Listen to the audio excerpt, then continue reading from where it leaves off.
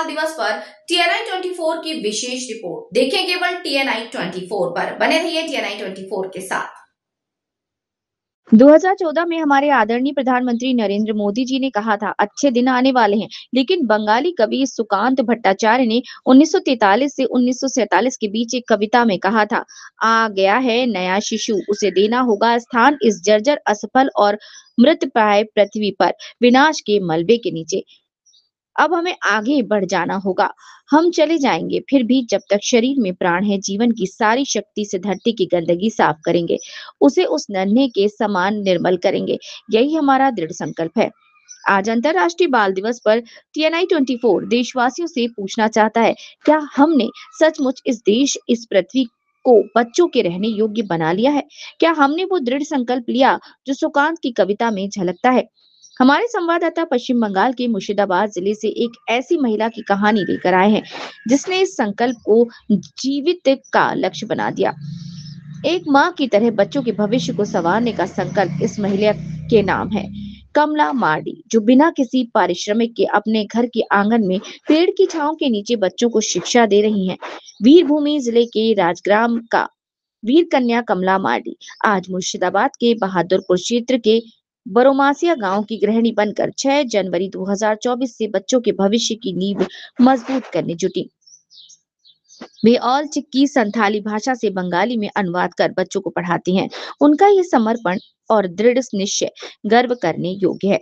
आज भी इस धरती पर ऐसे शुभचिंतक और अच्छे मान के लोग हैं जो कभी प्रसिद्धि की रोशनी में नहीं आए और ना ही आना चाहते हैं। देखिए किस अनुशासन और सादगी के साथ बच्चे खामोशी से खुले आसमान के नीचे पेड़ की छांव में कमला मार्डी के पास शिक्षा प्राप्त कर रहे हैं। उनके पांव की चप्पलें दीवार के सहारे सजी हुई हैं। क्या अद्भुत संस्कार हैं।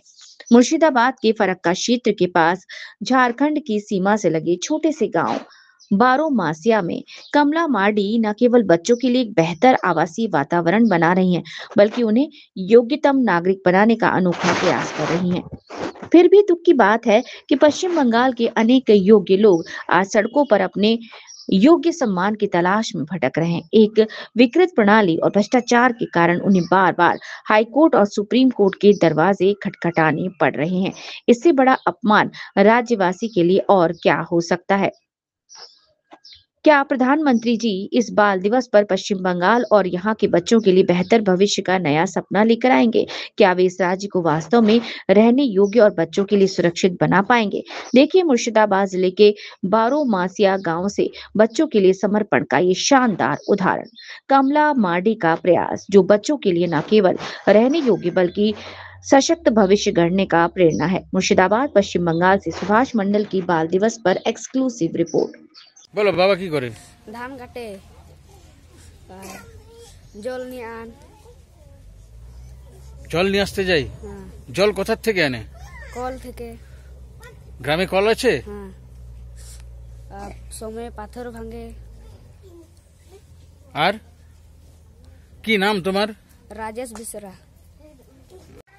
বাবা কি করে? ধান কাটে। আর বাড়িতে জল আনে আর সময়ে পাথর ভাঙে। আমার বাবা। কি নাম তোমার? আমার নাম রাকেশ সাস্তা। বাড়ি কত দূরে এখান থেকে? এখান থেকে বাড়ি কত দূরে? পাশে আছে। পাশেই বাড়ি? কোনটা বাড়ি? আচ্ছা, কি নাম বললে? রাকেশ সাস্তা। তোমার নাম কি আছে? নিবেদিতা টুডু। নিবেদিতা টুডু। বাড়ি কোথায়? বারোমাসিয়া। বারোমাসিয়া? আচ্ছা, তুমি কিসে পড়ছো? এলকেজি। এলকেজি? বাহ। তোমার বাবা কোথায়? বাবা হ্যাঁ ব্লকে। ব্লকে? কি কাজ করেন বাবা? বাবা কি করেন? ব্লকে কাজ করে। বাবার নাম কি বললেন? বাবুজি টুডু। বাবুজি টুডু। আচ্ছা আচ্ছা আচ্ছা আচ্ছা। এই গ্রামে তোমাদের ভালো লাগে? এই যে তোমাদের এখানে স্কুল মানে গাছের তলায় ক্লাস চলছে, কেমন লাগে? কে পড়ায় এখানে? কে পড়ায় বলো বলো? কে পড়ায়? কে পড়ায়?